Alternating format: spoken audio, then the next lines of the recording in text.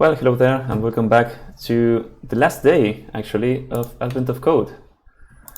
That's right, we are in the last puzzle of last year's Advent of Code. And well, I will be finishing this past half of this year. That's what you're gonna do. Yeah, I don't know if this will be the last video because maybe there's still some things to try out with these solutions. Maybe, I don't know, play out with parallelization, things like that. But I don't know. I will think about, or maybe do some recap. But I will think about that later. For now, let's see what day 25 is about. Full of hot air.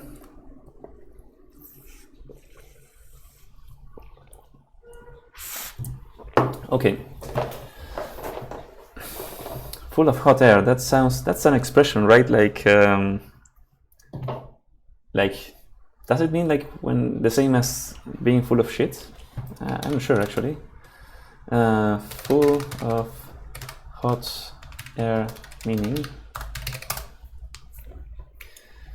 empty and exaggerated talk. Okay, yeah.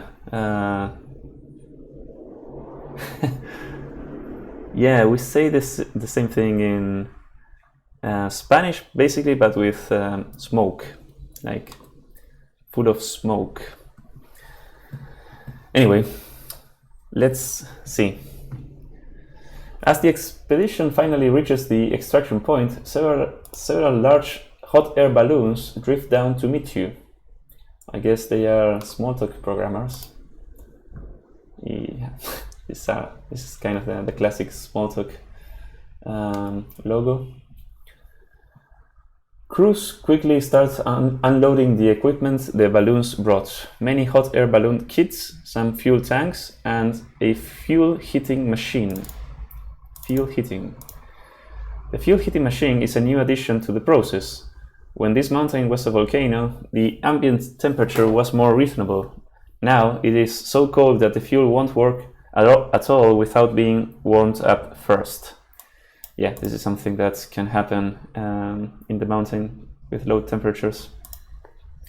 That's why you keep like gas balloons inside of your warm clothes. The elves, seemingly in an attempt to make the new machine feel welcome, have already attached a pair of googly eyes and started calling it Bob.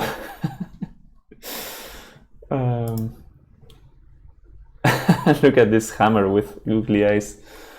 I should have some googly eyes, maybe to put on my thermos or my mate. That would be nice.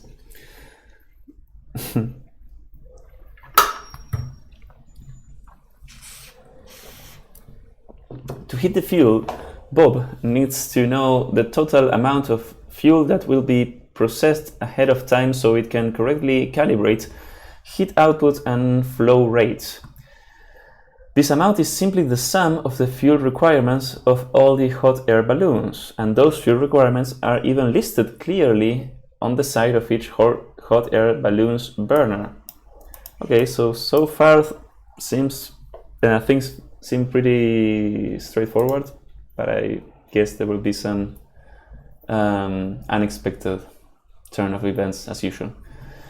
You assume the elves will have no trouble adding up some numbers and are about to go back to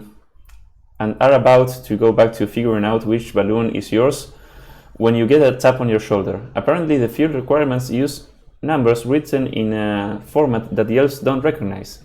Predictably, they liked your help deciphering them.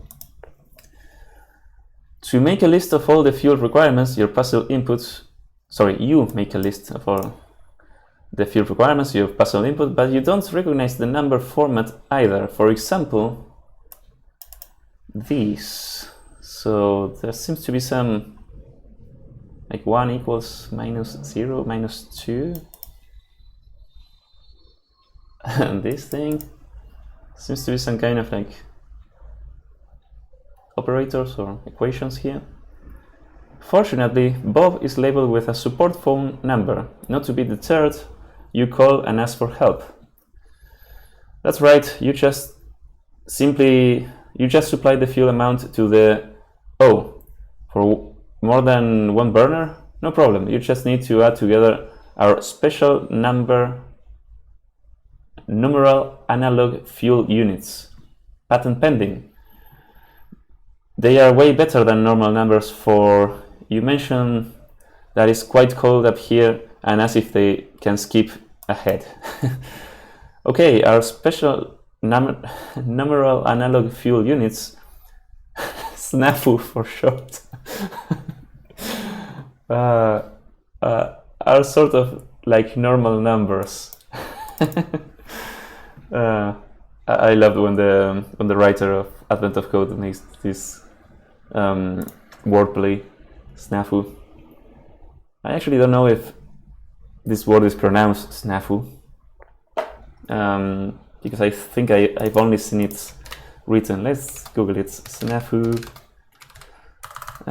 Just SNAFU, and probably Google has a pronunciation thing. No, pronunciation. Oh, it was a pronunciation. I'm spelling it horribly. Okay.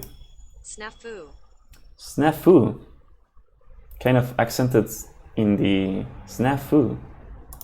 SNAFU. Okay. Today I learned. All right, where were we? Are sort of like normal numbers. You know how starting on the right, normal numbers have a ones place, a tens place, a hundreds place, and so on, where the digit in each place tells you how many of that value you have?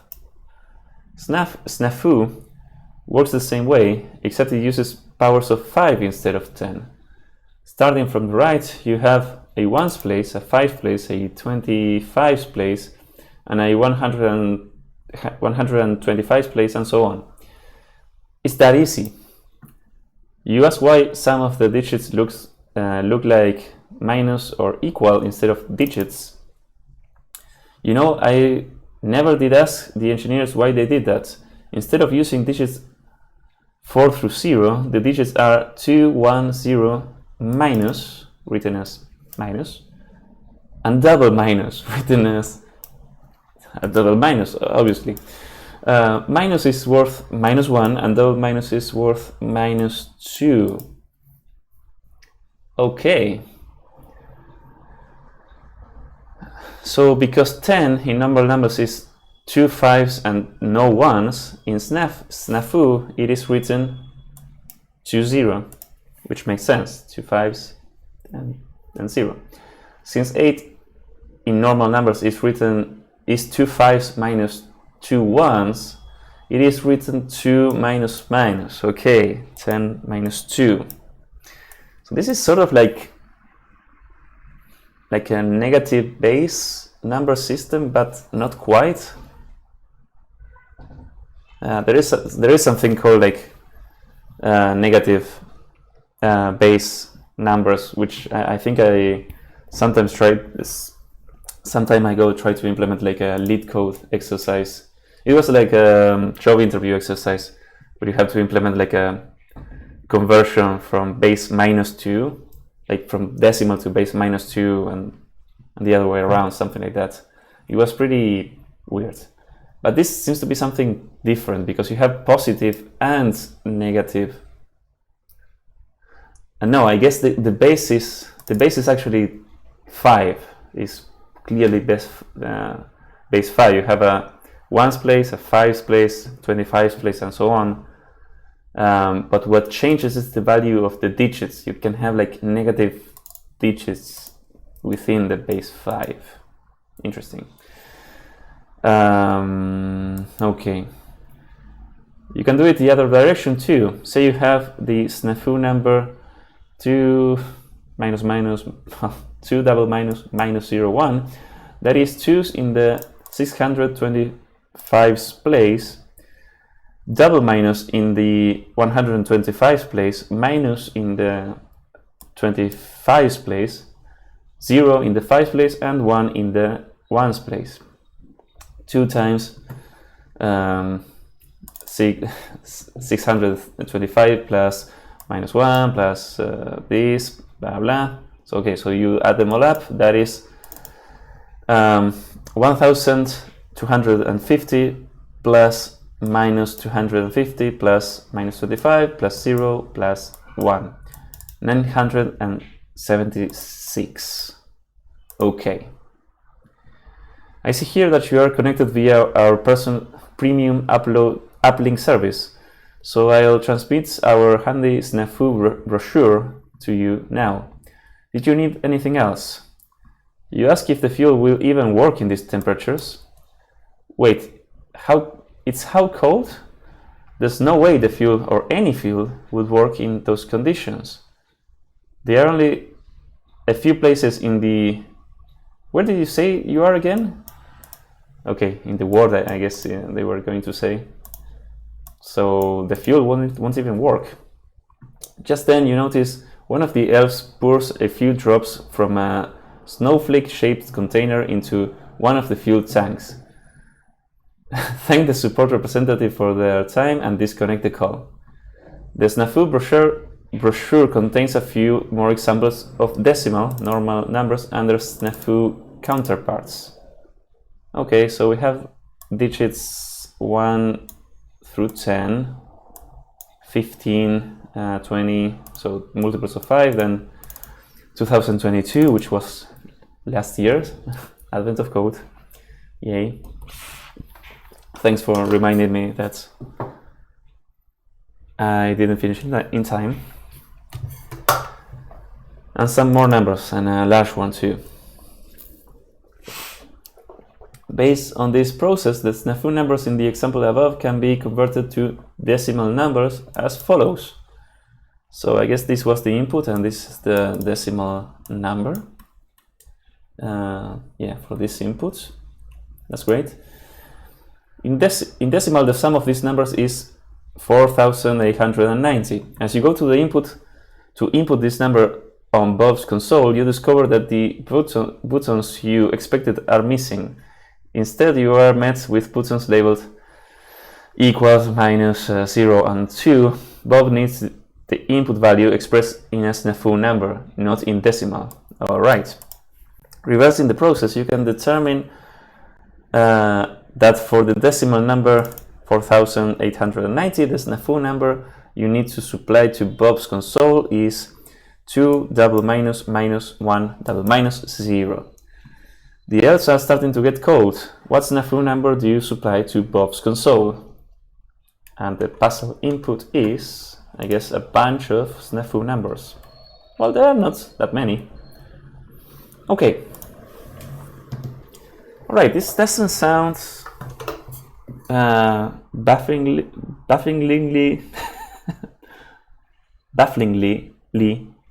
no, how do you say that word? This is baffling, so bafflingly complicated. It's more complicated to actually speak English. So it's like a numerical base conversion problem. And first we need to convert the input SNAFU numbers to decimal, or to decimal, or to integers, I guess. Well, these are also integers, just expressed in a weird way. I think that will be relatively easy because we can get the value of each of these and just like start them from right to left, and this would be like 2 times 1, this would be minus 1 times 5, this would be 0 times 25, this would be minus 1 times 125, and so on. And then add those together. And yeah, so the conversion from SNAFU to decimal, I think, should be quite straightforward. The other way around, though, I don't know.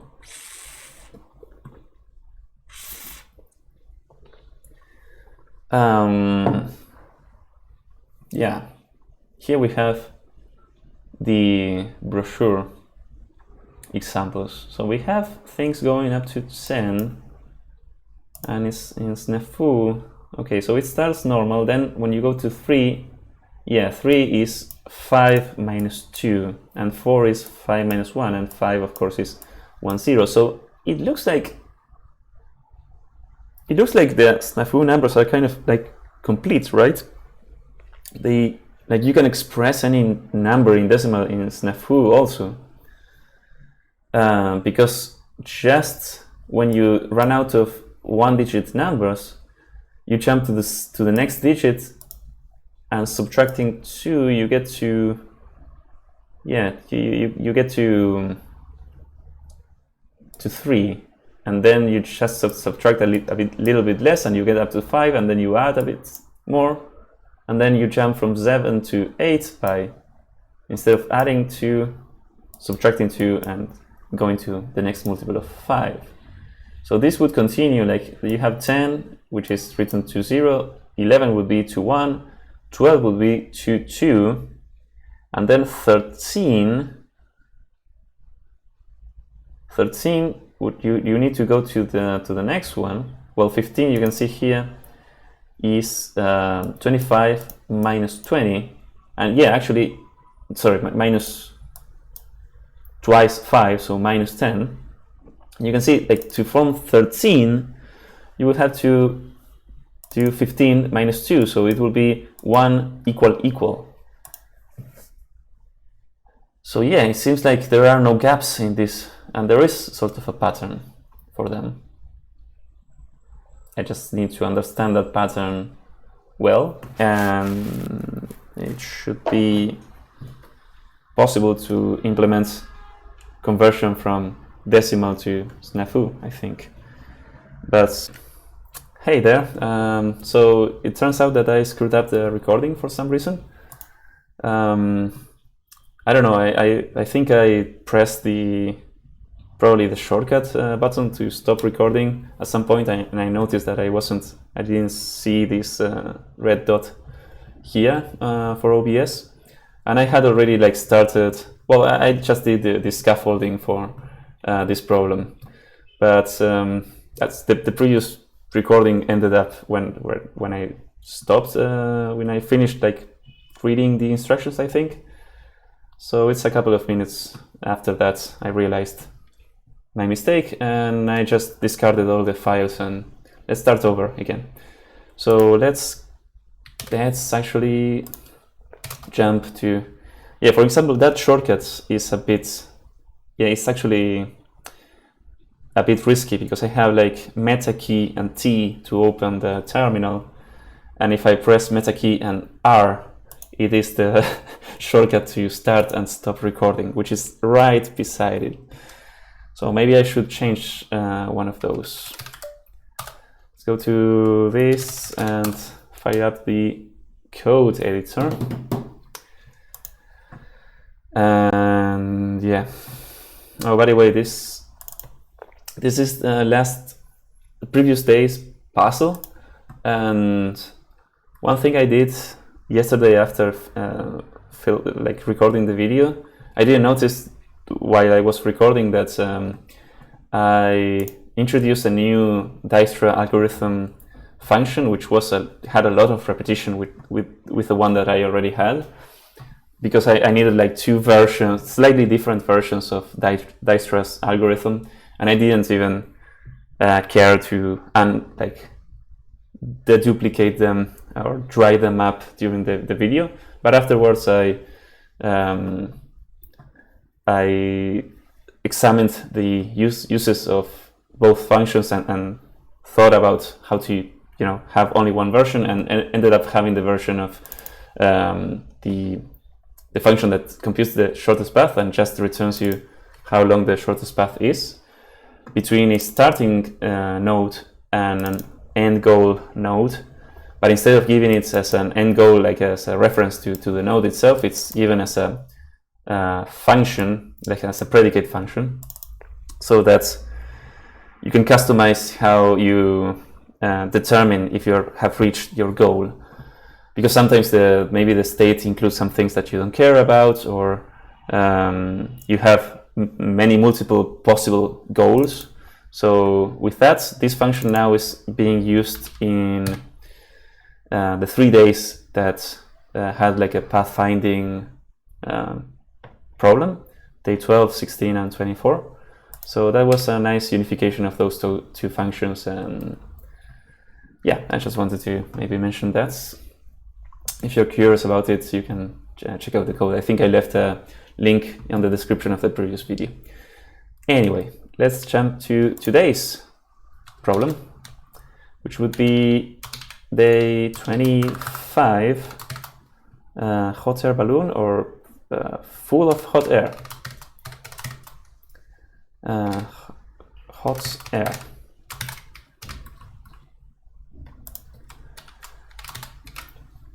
Okay.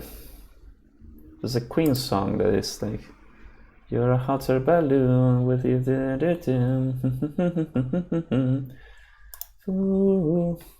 Yeah, it's Death on Two Legs. Nice song. I don't remember the lyrics at all, but it's nice. Let's do the typical inputs, the typical run function. The arrow goes the other way. Okay, and let's also have an input file. Day 25. Let's have the actual input on here, and maybe also already have like a test for the sample input. I'm not entirely convinced about this kind of tests. I mean, I like them. I like having the test for these sample inputs. It's just that I would prefer to have something like less repetitive. Maybe just have a different, like a file that contains this input, and the expected output, like something, well, here equals actually means something, but some separator here, and the output that you expect, which in this case is this. And have just the spec files or sample files like this with this content, and then I don't know how to generate the test or something like that. Maybe that's something that I can try to do later after finishing with actually all the puzzles. Okay, but this would be the input, and actually the output that we expect is this SNAFU number. Okay, so how do we start? I guess the scaffolding of this is gonna be simple. Something like if we get the input, get the lines, map them to some function like parse SNAFU, sorry, and collect this is gonna be the numbers, and let's have this be a vector of something, and the parse SNAFU it's gonna take a string slice and return a number. Let's use just 64-bit number, like even signed numbers.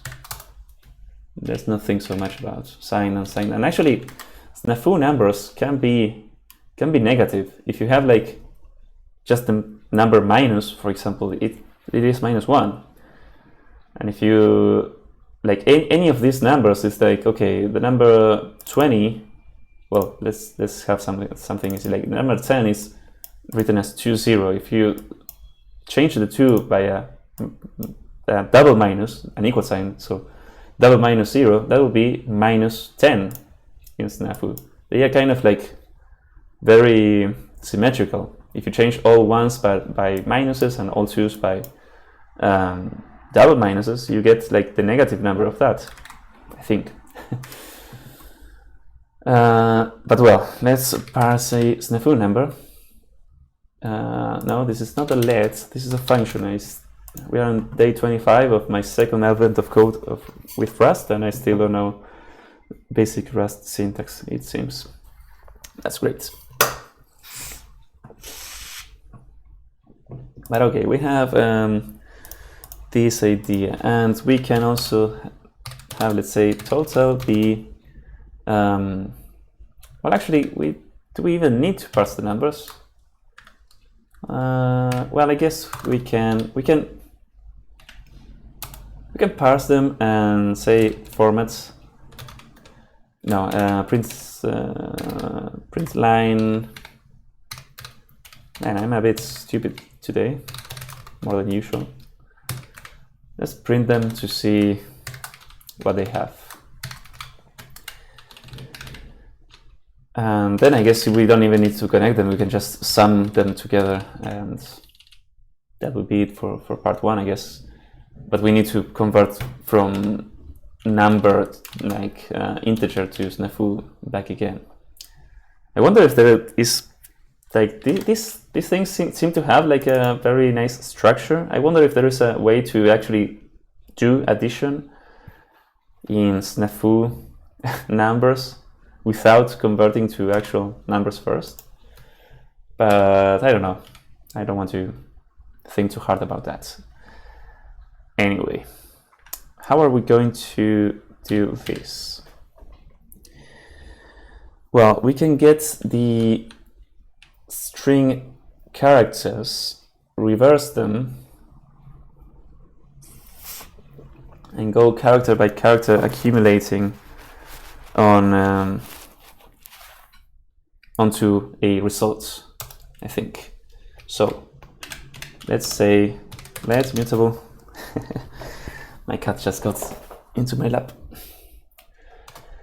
Let mutable result be gonna start at 0, of course, and then we're gonna start adding there. And let's say 4 digits in as characters. Can we reverse it? Okay, reverse characters. You're probably gonna need also like the index of this, I'm pretty sure. So let's enumerate these two. And so we're gonna have the index and the character, let's say. And what are we going to do? Well, first we need to convert that character into a digit, I think. So let's say let digit be match the character.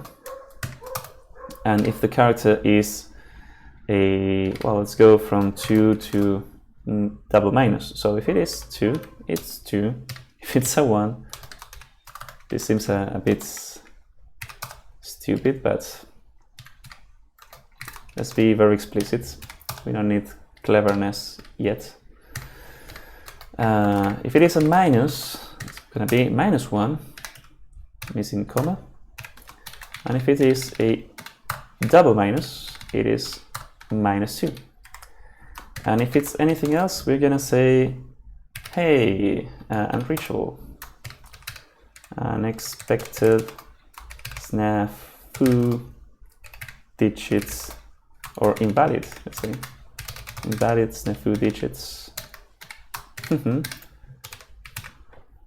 for the character. So with that we have the digits, and now we're gonna say, I think, res. We're gonna add what?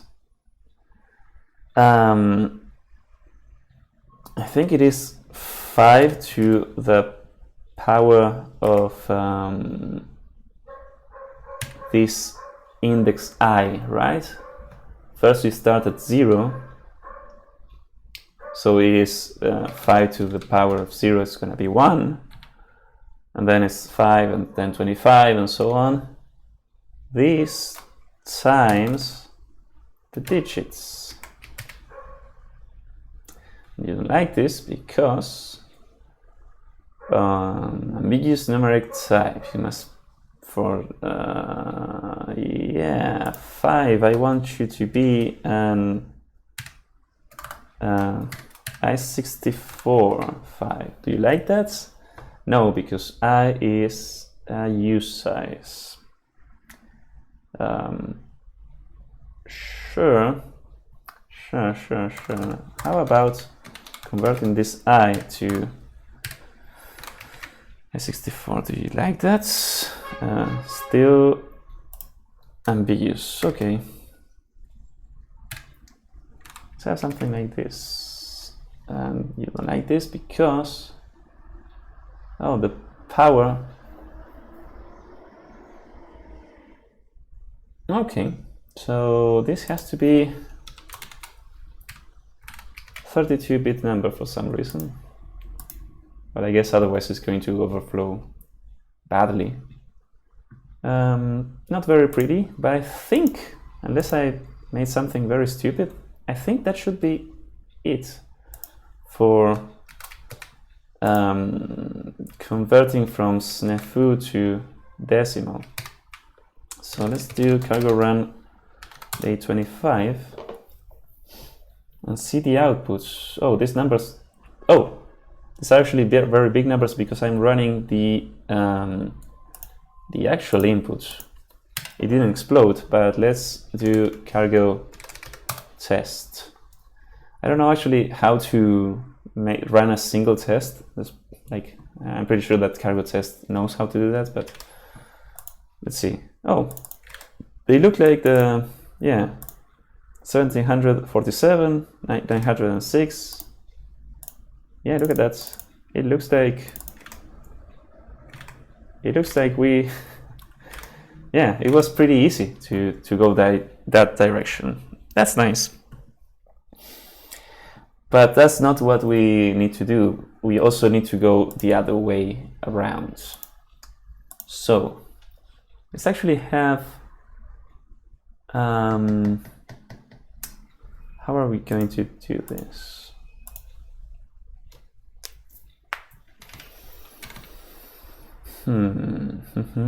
We can, let's express what we actually want here. Let's say, hey, total is going to be sparse SNAFU and sum them. And this is, I guess, just a number. And then we are going to, well, we're going to print that total, but let's have a SNAFU total, which would be num to SNAFU of total, and print that. So we're gonna need this function, which the types, I don't know why the type here was not inferred correctly, but it's gonna be this, and I guess it's going to return just a string of the SNAFU numbers. We could have a custom type for SNAFU numbers, but whatever. And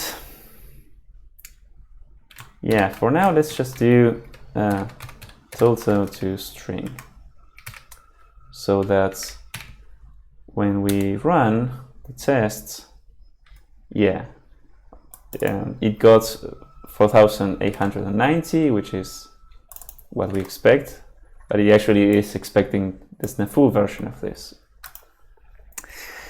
So now the thing is, how do we convert from a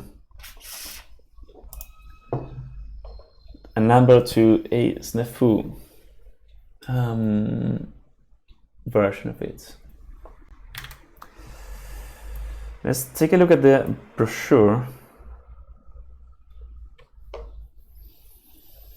Maybe this brochure could actually be like another good test case to have.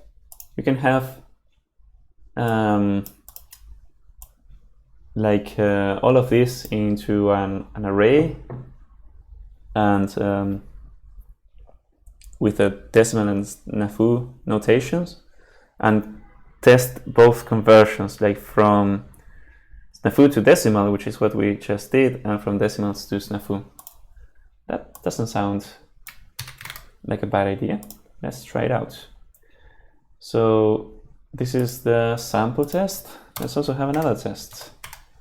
This is the first time that I'm doing more than one test. This is test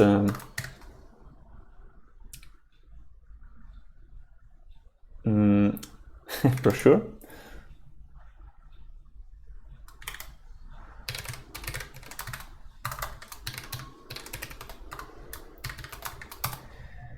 And let's have actually the brochure is, it would be nice to, now let's test these two things separately. So SNAFU to num conversion, SNAFU to number, and the number to SNAFU. Sorry. So num to SNAFU.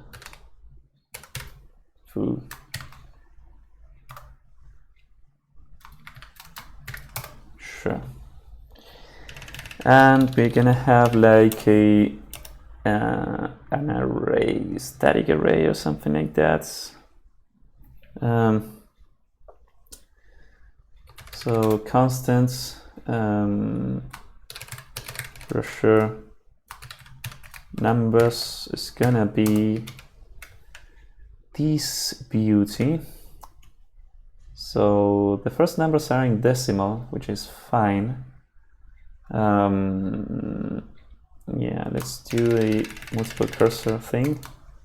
We're gonna do tuples. We're gonna have these numbers, great. Then we're gonna have these as strings. And that's it. Okay. And can you, is there some syntax error here?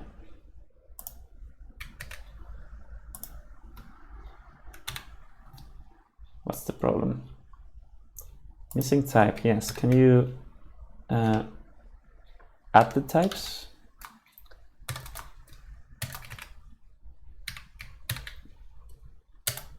Yeah, look at that beauty. I never liked this hard-coded size for arrays. I wonder if I could have like take a slice, like take a reference to this and just treat this as a slice.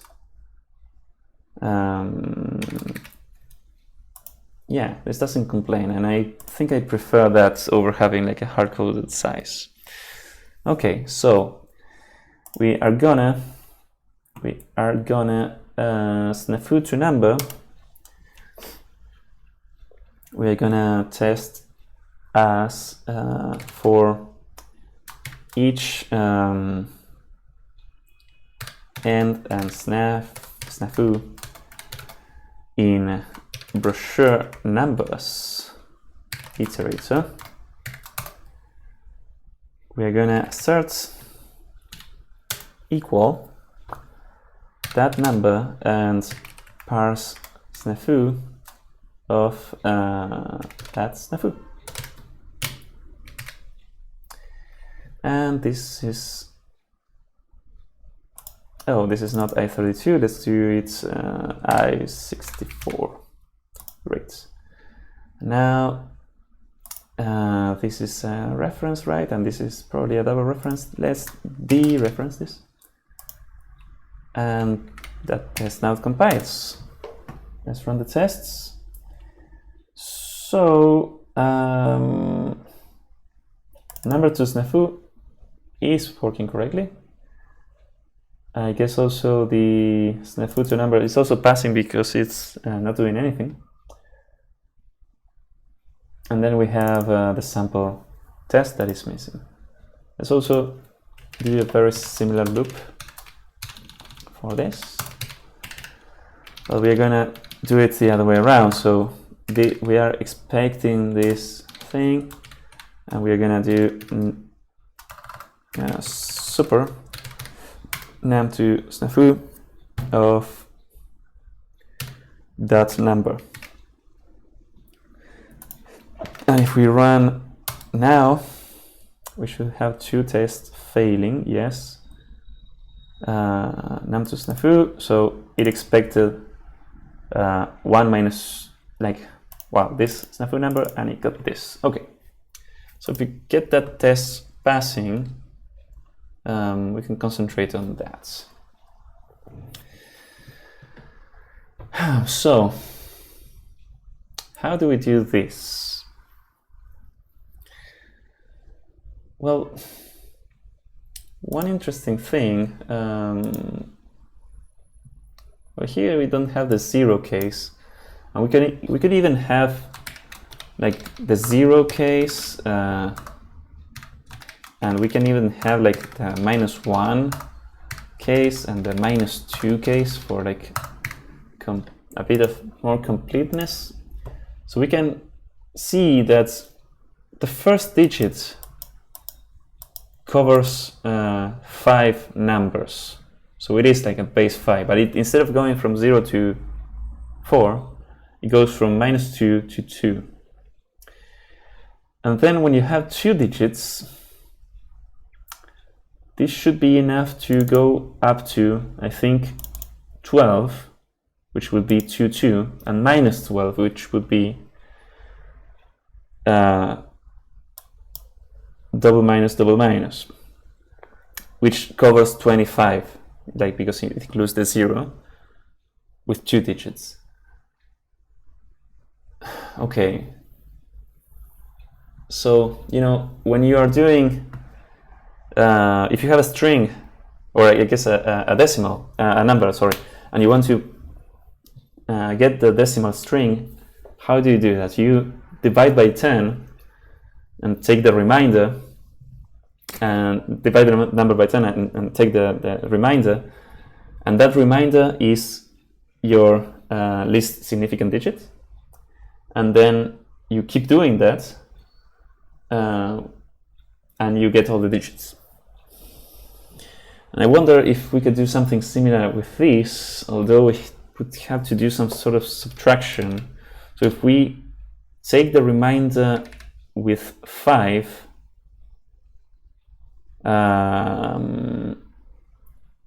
that's not exactly it, but if we subtract, like the first, you know, when you have only 1 digit, that goes from -2 to 2, and 2 is 5 divided by 2, rounded down. And when you have 2 digits, it goes from 2 digits like this, it goes from -12 to +12, and 12 is 25 divided by 2 also. So I'm wondering if you can do something like subtract that power of 5 divided by 2 from the number. That thing you take the remainder, right, or something like that.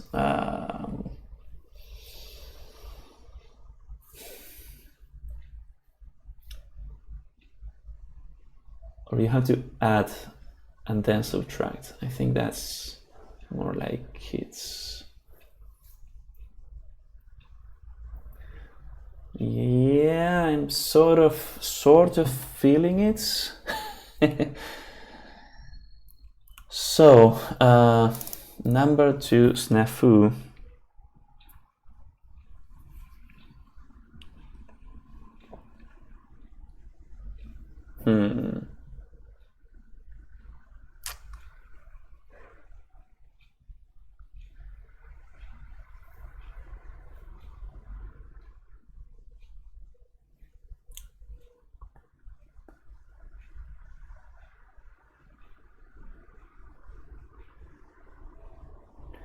Do we have to do the remainder of, like, instead of remainder, take the remainder of 5 or 25, is take the remainder of that power of 5 divided by 2. Maybe that's what we want to do. Let's try it, maybe. I think I may even want to, like, instead of asserting this, just printing this, guys, to see what we get. But anyway, number 2 SNAFU. This is not total, this is gonna be just a number. I guess we're going to be mutating that, so we can have a mutable shadow of this. Yeah, and we're gonna say, okay, while this n is greater than 0, so there's something. This won't work for negative numbers, I guess, but let's not think about negatives. We're gonna be accumulating the string digits. Yes. So let's say, let's digits be a vector. We could also have like a mutable string, I guess, but let's use a vector and then we can convert those. We're gonna have like digits into ether and just collect something like that. And we're gonna do, I'm thinking of doing something like and take the remainder.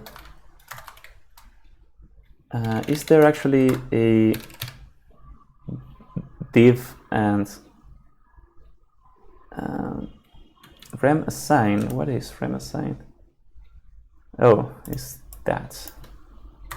Sure, I kind of want something like that, but actually I want to do the division and the remainder. Isn't there like a div mod or something like that? Well, let's do both. What is it that I want to do? Let's remainder be n. Take the remainder of what? Well, it should be 5 to the power of something, but we have to initialize that something. So let's also have like a, this is also going to be mutable. Another mutable thing, I. We're going to start at 0 and we are going to be incrementing every time.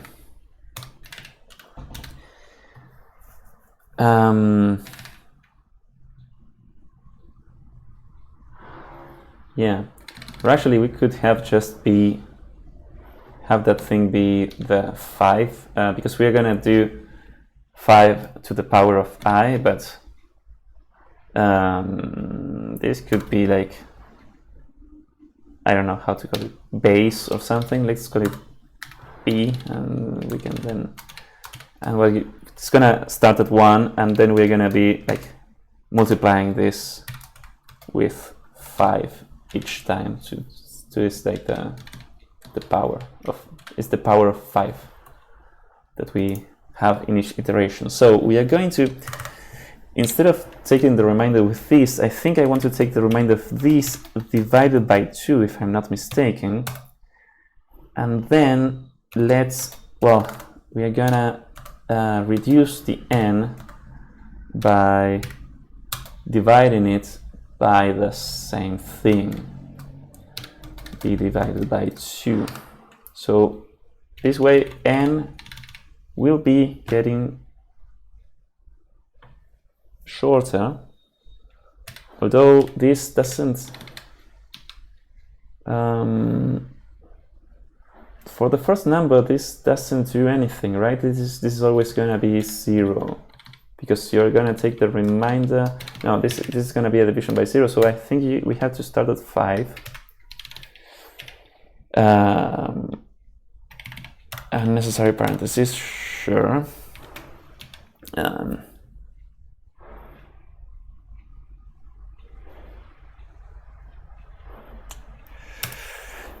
And then what? Then we have to, this remainder, so it's gonna take the remainder by 2.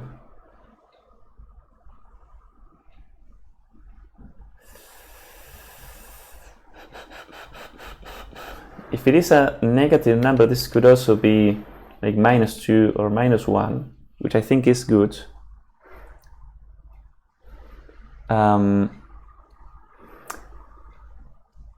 But this doesn't give me, it's not as easy as this. No, it's not.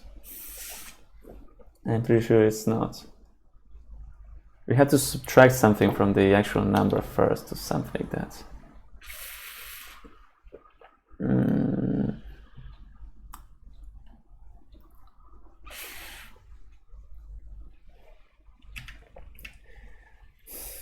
Yeah, I'm pretty sure that we have to do something like n minus b over 2 or something like that to have the correct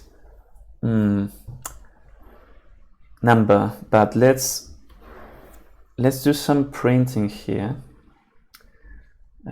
We're gonna, well, this remainder, we're gonna convert that remainder to a SNAFU digit. So let's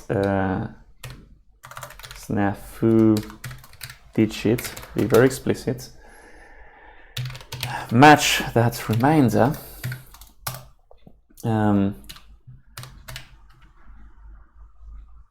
Oh, no, the remainder here, this doesn't make sense also, because we don't have to be incrementing this. No. Because we are dividing each time. If you're doing like decimal conversion, you always divide by 10. You don't need to then divide by 100 or something like that. So this is this b that gets incremented and blah blah is not correct. That is not correct. And so this should be just by 2. Following, like taking the remainder by 2, following that logic. But we definitely need some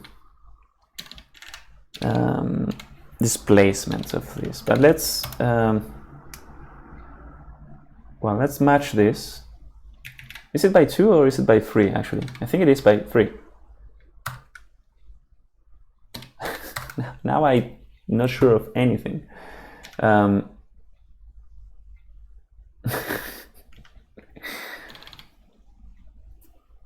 Well, let's continue on. We're gonna match this. If it is -2, we're gonna do the inverse mapping that we did before. It's gonna be this. If it's -1, it's gonna be this. If it is 0, and I don't know why before we started from 2 and went to -2, and now we're doing it the other way around. It's like consistency.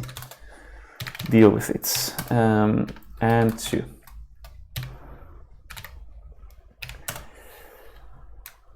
And if it's neither of these, we are doing a remainder modulo 3. So this, unless I'm super screwing things up, this should give you a number between -2 and 2. So if it's anything else, like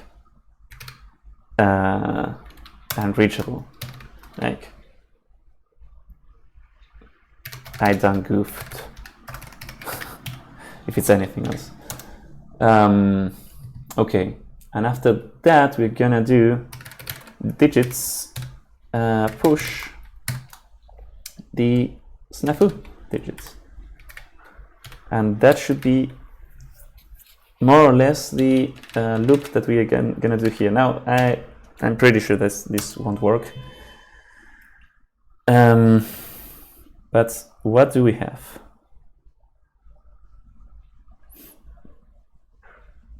Well, it failed on the sample, but it also failed on this, which is the one that I'm interested in. So it expected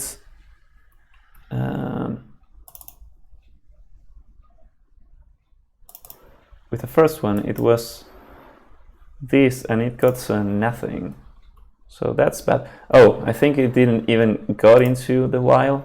So let's say while it is different than 0, and maybe even think about negative numbers, although whatever. Oh, and if it is 0, you actually want to have a 0. You actually want to have a 0. Great. Great.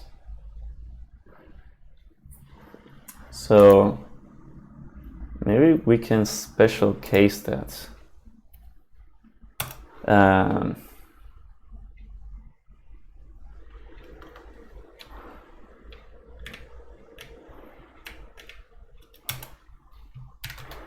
If n is 0, then just the digits just be a 0. And that's it. That's special case things. I don't know when I imported this. Yeah, rem assign, at some point I tried it. Okay, so we actually got to till the 3. We got to the 3. So this is not working for 3. So what happens? When we start at 3, this is going to do this. It's going to be 0 in that case. But it shouldn't. The reminder that I want to get for 3 for the first digit is -2. So how do we do that? Actually, I think that what I need to do is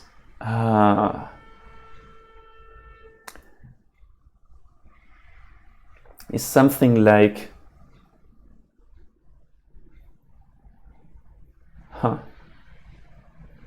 add 2 to the n, and then do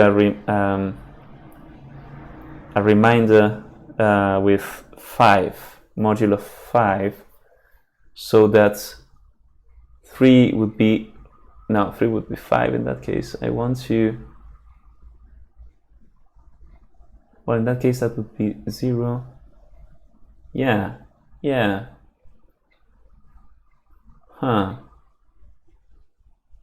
Does that work? I'm just talking without making much sense. So for the case of 3, if we do n plus 2 modulo 5, then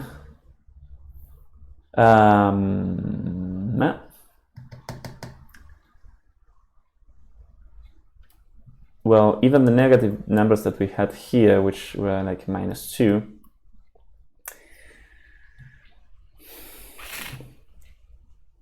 it's going to be positive.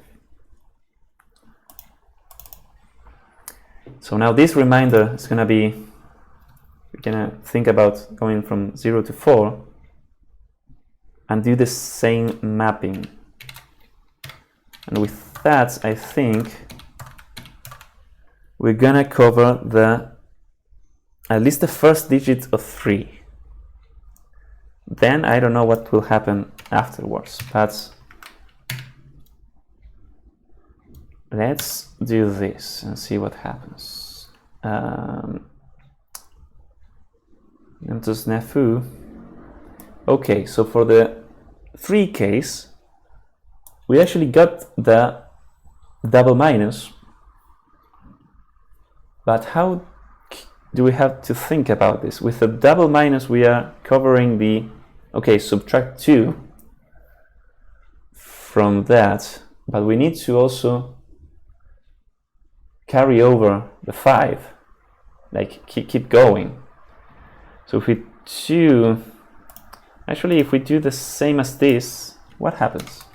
If we say, hey, n is gonna be n plus 2 divided by 5, so that if it is 3, this is 5 divided by 5, we still have 1, And then we're gonna enter again, and we're gonna map 1 to 1 actually.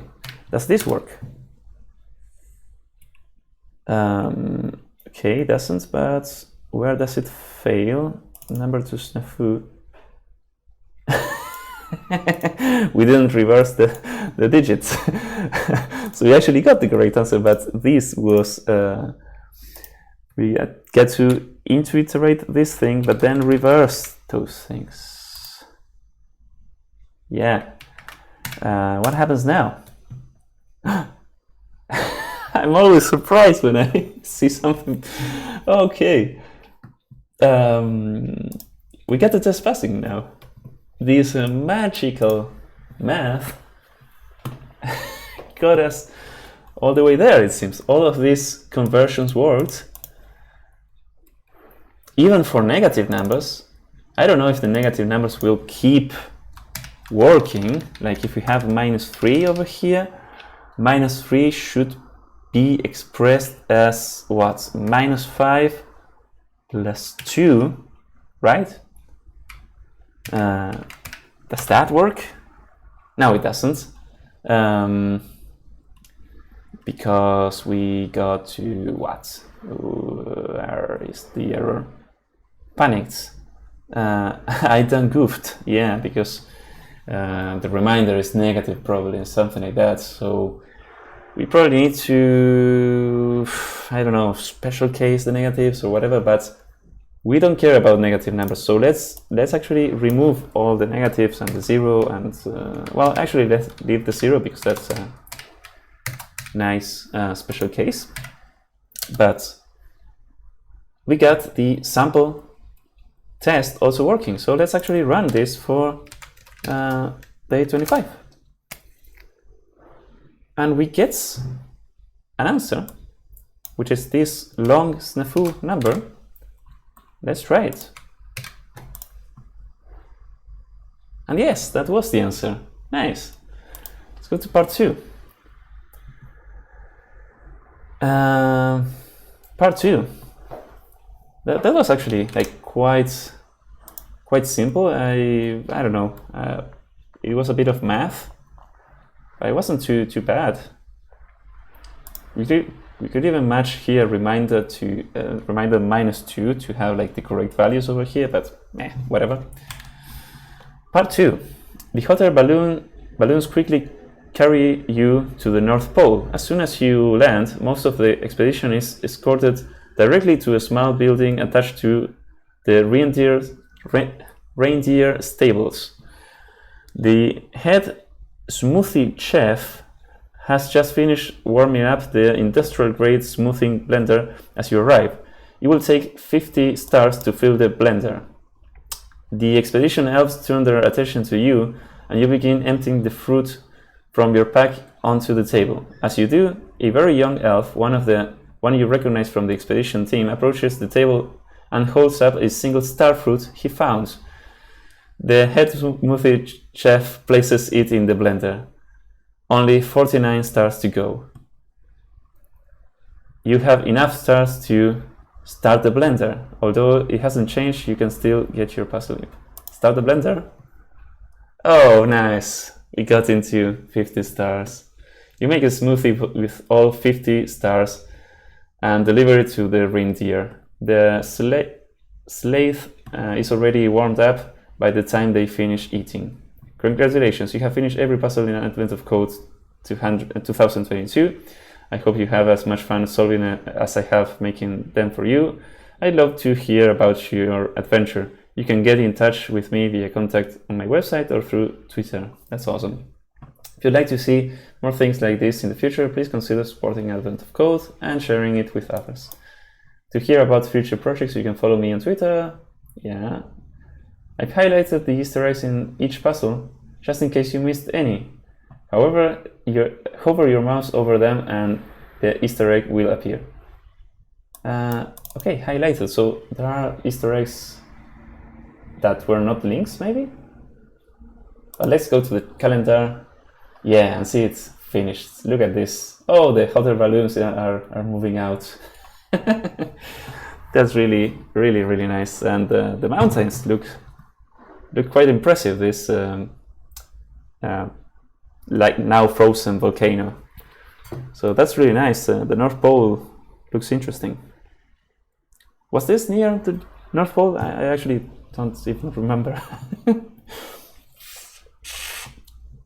Oh, look at that. The hot air balloons are all like rainbow colored. That's really pretty. So the expedition is getting back to the North Pole. That's beautiful. And I wonder if there were more Easter eggs around. Maybe I can check that. Hot air balloons. You notice an engraving on the equipment, balanced quality industry. I don't know. I don't recognize that Easter egg, but yeah, there seems to be more Easter eggs now marked that I can probably enjoy going through the previous puzzles too. But I will do that off video. So okay, we got all the stars, and Advent of Code 2022 is officially finished, which is like a bittersweet taste. Let's review the code and commit it and call it a day, I think. So yeah, and for day 25, I think it's usually the case that only part 1 requires to implement something, and part 2 is for free if you have finished all the other puzzles. So this looks alright. Maybe we could have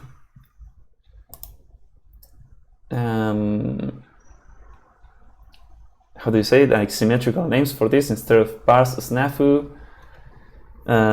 We could have SNAFU to number, but whatever. This only works for for positive numbers. I think it wouldn't be too hard to make it also work for negative numbers, but I'm not sure how. I think I would have to change this +2 to a -2 if the number is negative.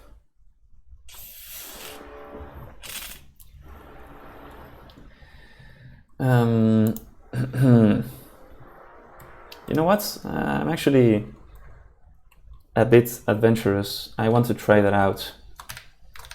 I want to have like a nice and, I don't know, complete solution. So let's add -2, -1, and even -3 here. So -3 is going to be -5 plus 2. Okay, so these next are the actual brochure numbers. The previous ones are for completeness sake.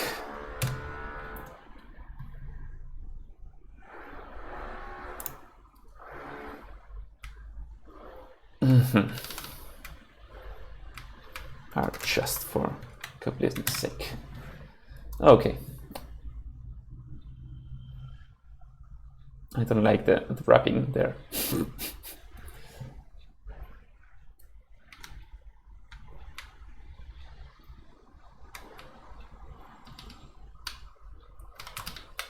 Previous ones are just for completeness.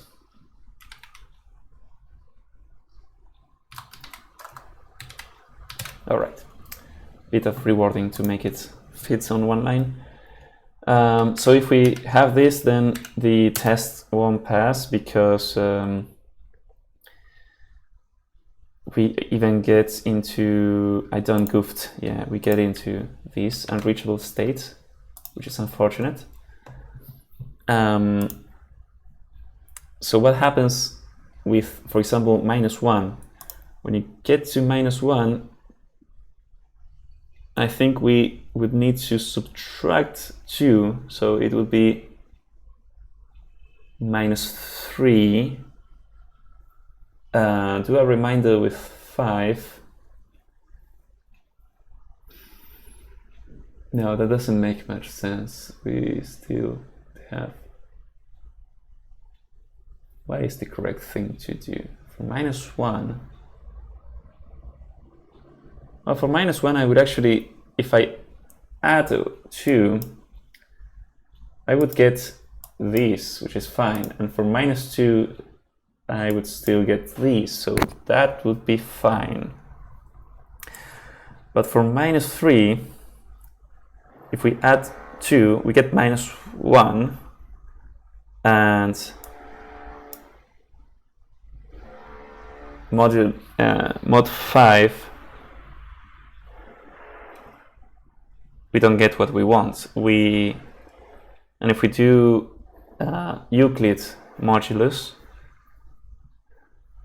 we would get 4, which is not what we want. So one way of dealing with the negatives would be to say, hey, if n is negative, like puts a Boolean flag to this, and just then invert all the digits, right? You know what? Nah, I don't care about implementing negatives. That sounds like a nice exercise for another time, and like another video, or just yeah, afterwards, i.e. never. So let's leave it as it is. Let's just have an annotation here. This function only works for, or function doesn't work for negative numbers. Okay. And let's take a look at the parsing. I think the parsing is quite alright.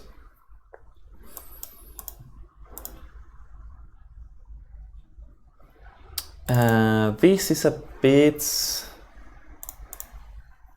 annoying to do, like the power thing.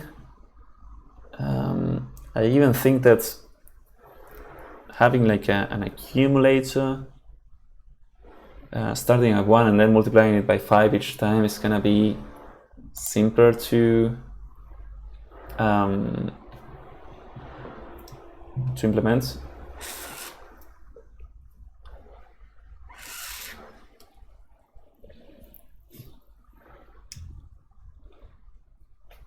Yeah, if we have something like, hey, let's use, again, it's not base, but it's something like that.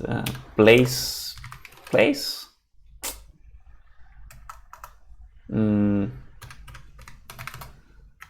Multiplier, whatever. Starts at 1, and we're just gonna say, hey, multiplier times the digit, and then we're gonna increment that multiplier, like multiplying it by 5. And if we do that, I think should work the same. Yes, it does. We don't need to enumerate this. Okay. Running the 25th day. Still gets, I think that was the correct answer. I'm not even sure now, because it's not a very recognizable number. Yeah, it looks like it. Sort of looks like it, yeah. Okay. I think I do prefer this rather than the power thing. So then the num to SNAFU, we're special casing the 0. I guess we could always put it, but no, I don't like that.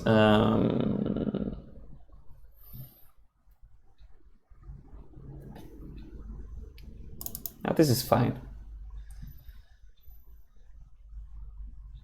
This is also fine, I think. And we update n, we then have this.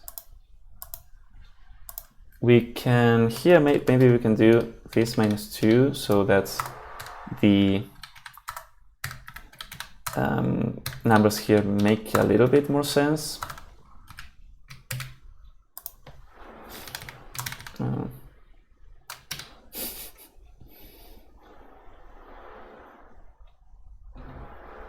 Yeah, I don't goof this, a very nice error message for this. Test to pass, that's awesome. And that makes a lot of sense. And I think, well, this is the rare case where the solution seems to actually be like less lines of code than the tests. First time in advent of code for me. I think these tests were quite useful, I would say. So yeah, let's leave them in and let's commit this. So let's add day 25 solution. That is really nice, and actually we can maybe see the thing running for all of the numbers. So if we do cargo run in release mode for everything, well, it takes some time and then it runs, and those are all of my answers. We can actually maybe time it. We can do time. Where is this thing? Dist? No. I don't remember the targets. Okay, so we can time the targets release advent of code 2022 without parameters. And it actually took less than 1 second by very, very few little margin, even though I am recording. So the real number here without recording would be quite less, I think. Probably around 600 or 700 milliseconds. But yeah, it takes less than a second, officially less than a second to run the 25 solutions. So that is mission accomplished on the goals that I had. One of the goals, well, was having fun. I did have that. Learn stuff. I definitely learned quite a few things about Rust. Fast at the execution time, less than 1 second for the whole set of puzzles. So we got there, and without even parallelization or that much optimization. So that is very nice. And yeah, we are reading the input files from files. Well, better error handling is a bit questionable, I think. And vanilla Rust, no external dependencies. That's also mission accomplished. If we go to cargo, not cargo log, cargo toml, we don't have any dependencies. So that's also success. So that's really nice. I think I'm pretty pleased to having finished Advent of Code 2022 finally. I don't know if this will be the last video of this series. Maybe I will do a recap or some attempt at parallelizing these things. But for now, it's going to be the end for now. So if you have been, I would like to very much thank you for watching and see you next time. Bye bye.